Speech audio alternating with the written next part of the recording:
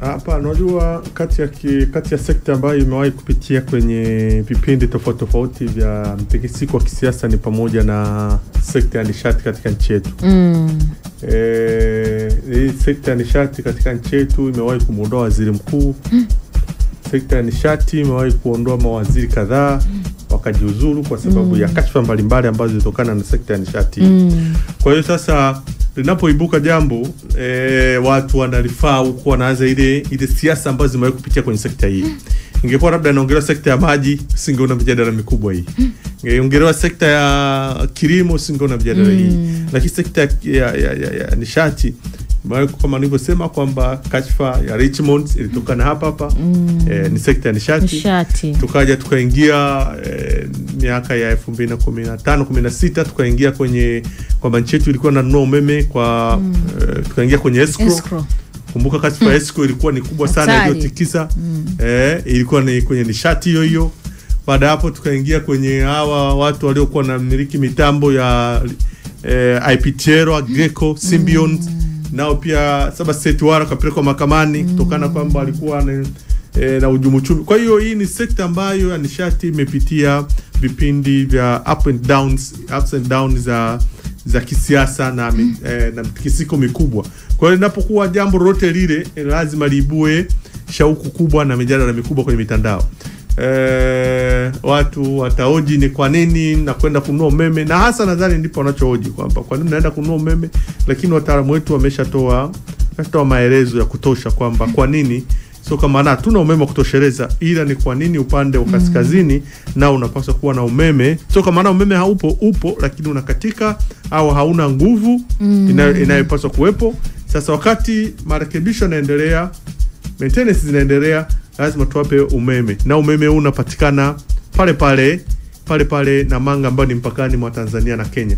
Lakini umeme huu utapitia kwa Ethiopia, utaingizwa kwenye grid ya taifa ya Kenya.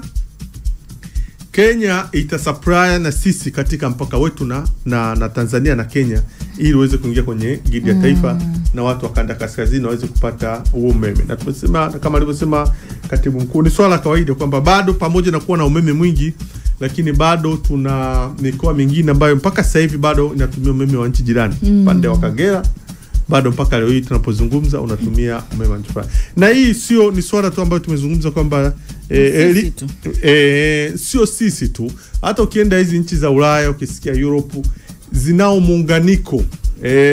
muunganiko wa nchi zote, kwa maana kwamba wanakuwa na ile kitu ambacho kinakuwa kinaunganisha uzalishaji wa umeme, kwamba mwenye uzalishaji wa umeme mwingi na wa ziada anaenda kumuuzia yule ambaye ana upungufu, deficit. Anazalisha mpaka kwenye surplus anaenda kumuuzia mwenye deficit ya umeme. Kwa hiyo ni swala ambalo hata nchi zilizoendelea zipo katika hali ya namna hiyo, sio huko. Sasa na sisi tukija katika nchi za Afrika Mashariki tayari zimeingia kwenye umoja huu, ambao umoja huu unaonyesha kwamba mzalishaji wa umeme mwingi ana nafasi ya kuweza kuuza umeme kwa mhitaji. Kama na sisi tunapokwenda kwamba plan yetu ni kwamba ni kuzalisha umeme mwingi, lakini umeme huu sio kwa matumizi ya ndani peke yake. Itakapopatikana surplus hiyo ziada itaenda kuwauzia watu wengine, kwa sababu umeme ni biashara. Kwa kama umeme ni biashara, basi tutakwenda kuuza kwenye wahitaji. Kwa hiyo hilo linaweza likawa na mjadala mkubwa, lakini mjadala nilivyosema kwamba unatokana kwamba hii sekta nayo ya nishati imepitia kwenye mabonde mengi. Kwa watu hata ukishangata wananyoka mara moja, hata jani ile inakushtua. Lakini sasa watu wanasema kama miongoni mwa kauli zimenukuliwa mara kadhaa ni kwamba sasa jamani, tunamalizia bwawa letu, tutauza umeme nje. Tutasafirishaje sasa kama kusafirisha tu ndani kwa ndani tunaingia kwenye changamoto kama hii? Itakuwaje sasa sisi pia tutakapoanza kuuza nje? Sasa tutakapoanza kuuza nje, kama nilivyosema, ni biashara. Ina maana wakati huu concentration au mipango mikubwa ilikuwa kwenye uzalishaji wa umeme. Kuna uzalishaji wa umeme, kuna usambazaji wa umeme.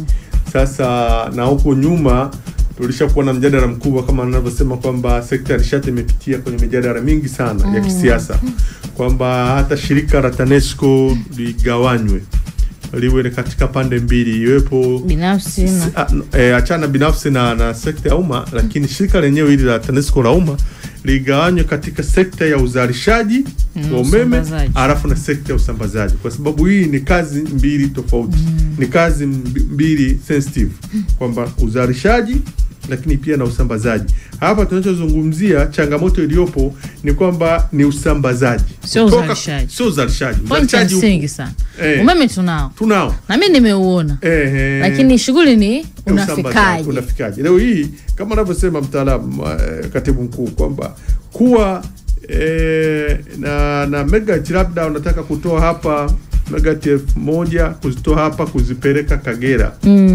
Unazozitoa hapa 1000 hazitafika kule Kagera zikiwa 1000. Tayari kuna megawatt nyingine zimepotea. Unazipoteza njiani katika namna ya usafirishaji. Kwa hiyo tunahitaji baada ya kumaliza au kuzalisha kiasi cha kutosha, basi nguvu kubwa ziwekeze kwenye miundombinu ya usafirishaji. Kwa hiyo miundombinu ya usafirishaji ikiwa salama, ikiwa imara zaidi, tutafika level ambayo itakuwa ni salama. Na kwa kuwa umeme nao nimesema kama ni biashara, tutakapofika hatua ya kufanya biashara, basi tutakuwa tumefika hatua ambayo sasa hizi changamoto ndogo ndogo za usafirishaji zitakuwa zimeisha. Lakini wakati huo hatuwezi kusubiri kwamba watu wakazini shughuli za kiuchumi zinazotegemea nishati au mahitaji ya nishati yasimame, wakati huo sisi tunasubiria kurekebisha miundombinu ya usafirishaji. Hapana, lazima maisha yaendelee, kwa sababu possibility ipo ya upatikanaji wa umeme, na sisi wakati huo tuendelea. Najua umeme nao watu waelewi. Umeme ni biashara katika nchi yetu. Umeme ni biashara.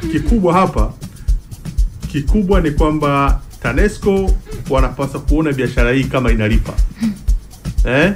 Leo hiyo ukiingiza umeme si unanunua. TANESCO inanunua umeme kwa sekta binafsi au pamoja na uzalishaji wa umma. Unaponunua umeme inaenda kuuza kwa mwananchi. Kwa hiyo inatakiwa sasa TANESCO imeenda kununua umeme. Yaani ambacho takiwa wajue, labda ambacho ningeona mjadala kidogo uko sensitive na uko kwenye critical ya analysis, ni kwamba kule tunakwenda kununua kwa bei gani na sisi tunakuja kuuziwa kwa bei gani. Kwa hiyo tunaangalia pale biashara ikoje. Kwamba hii biashara inayofanyika ina faida au ina hasara. Kwa sababu zamani kabla hatujasimamisha uzalishaji wa umeme tuliokuwa tunasimamisha mfano wa Greco na IPTL, umeme uliokuwa unazalisha kwa kutumia mafuta. Kama ulikumbuka kwamba mjadala mkubwa ulikuwa kwa maana kwamba serikali ilikuwa inanunua umeme kwa gharama kubwa kutoka kwenye haya makampuni. Kwa sababu makampuni yalikuwa yanazalisha umeme kwa mfano IPTL na Greco. Chanzo chake cha umeme ni gharama. Mafuta mazito. Sasa ikawa inanunua umeme karibu unit moja kwa shilingi 500, karibu 30 unit moja.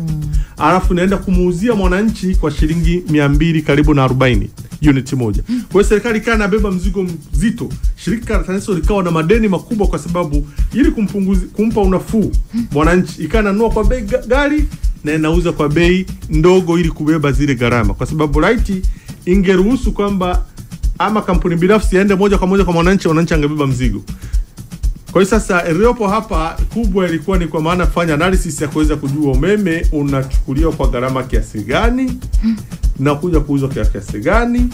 Ile biashara inayofanyika hapa, kwa sababu umeme nizungumza ni biashara. Hata wewe unaingiza umeme majumbani, viwandani, tunalipia unafanya biashara tunalipia rupu. Sasa kile unachokilipia ndicho kinachosababisha biashara ile kuendelea kuwepo. Sasa nataka kujua sustainability ya umeme huu, kwamba biashara inayofanyika ina faida. Inawezekana tunaenda kununua unit moja kwa shingapi? Labda $0.7. Je, hapa kwa uzalishaji wa ndani wanaozalisha hawa binafsi wanayouzia TANESCO kwenye gridi ya taifa wanauzia kiasi gani? Ambao sasa hapo vyanzo vingine hivi upepo, mafuta wanayouzia TANESCO, gesi au uzalishaji, gharama inayotumika kwenye uzalishaji kwa kutumia hii vyanzo vingine. Sasa hizo ndo analysis ambazo zinaweza kawa zitakiwa zitawale mjadala. Tunachohitaji, wananchi wanachohitaji ni umeme. Sasa wametoka kwenye biashara ya umeme, naanza kwa nini tununue mbali? Kwa nini situmie hiyo? Sio unataka umeme. Wewe unachotaka ni umeme, kwa sababu hii ni biashara. Nadhani mmeshamuelewa mchambuzi. Anafafanua vizuri kabisa kuhusu hili. Anasema huu umeme kutoka Ethiopia wanatumia nini ili usipotee, wa kwetu upotee njiani? Haya. Umeme wa Ethiopia kama unazungumza kwamba Ethiopia sawa ni mbali, lakini haimaanishi kwamba utakwenda utaletwa kama mchele au kama au pande ndege, tuwekane sawa. Au pande ndege. Umeme utatoka Ethiopia. Ethiopia imepakana na Kenya. Kwa hiyo itatoka kwenye gridi ya taifa la shirika la umeme Ethiopia, litaingiza kwenye gridi ya taifa shirika la umeme Kenya. Shirika la umeme nchini Kenya itaingizwa kupitia, tuna mipaka kwa mfano pale Namanga, ambapo ndipo sehemu ambapo umeme utatoka pale Namanga utaunganishwa kwenye gridi ya taifa kupitia kwenye mitambo yetu pale Namanga. Kwa hiyo itakuwa rahisi zaidi, hakuna distance yote ya usafirishaji au upotevu wa umeme wote ule.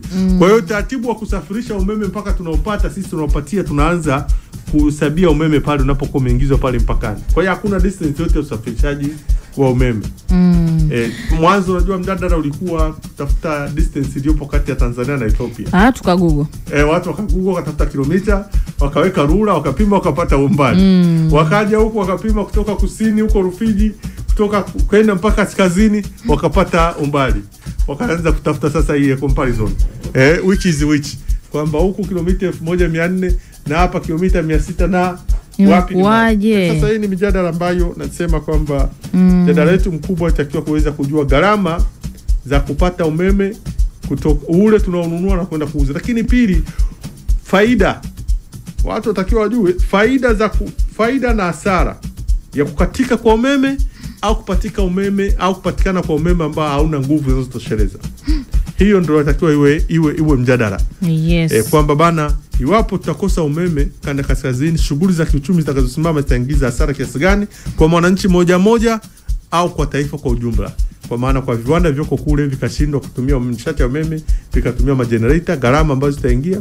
Lakini pia na mwananchi moja ambao tumesema ni hao walio wengi ambao wamejiajiri kwenye sekta binafsi, ambao ni wazalishaji kwenye sehemu mbalimbali, wakipata umeme usio na nguvu au wakasipate umeme au umeme ukawa unaokatika, hasara yake ipo kiasi gani.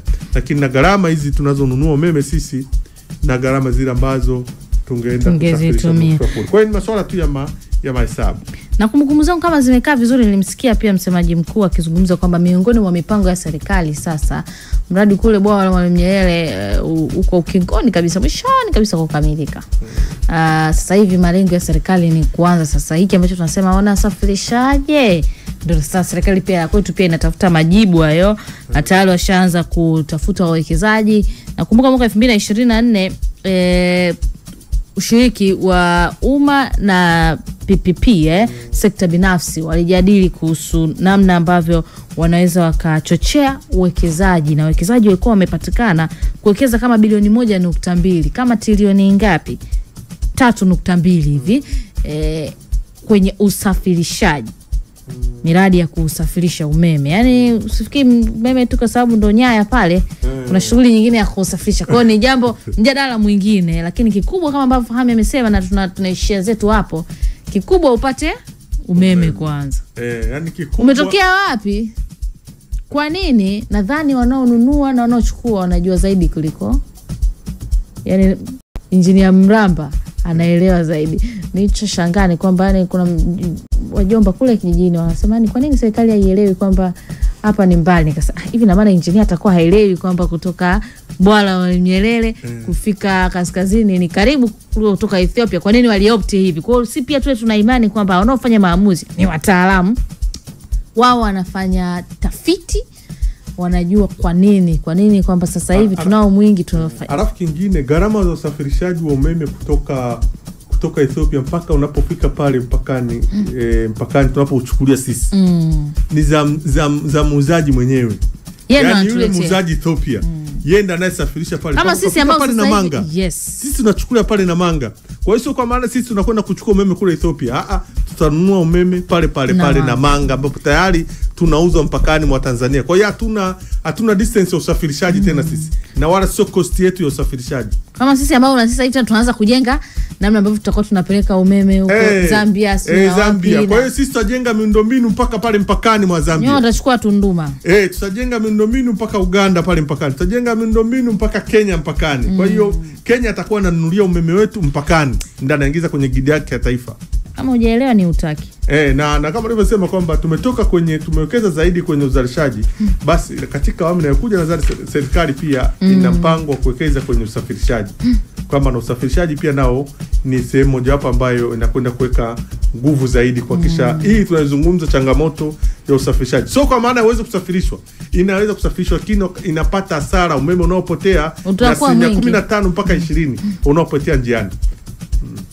Jamani, sisi tumeishia hapo. Sasa hapo kama na wewe pia unaweza kuchambua, utachambua na wewe kutokea hapo kuendelea. Lakini mimi nafahamu, nadhani we did our best. Yes. Tumemaliza. Yaani sisi hapa kwa kweli hapo tulipochambua ndo tuliishia, ndio hapo. Tulishamalizia, yani ndio hapo tulishaondoka. Kwa hiyo hapo kutokea hapo wewe na wewe unaweza ukafanya kuwa bora zaidi kwenye njia yako. Nikwambie tu kwamba E-Radio Fantasy League, washindi wa E-Radio Fantasy League kwa mwezi Februari 2025 tayari wamepatikana baada ya mpambano mkali kabisa wa wiki 4 za moto. Sasa mambo yalikuwa namna hii. Mshindi wa kwanza ni Genius FC Mahemba Ten Hag, alikuwa na alama 458.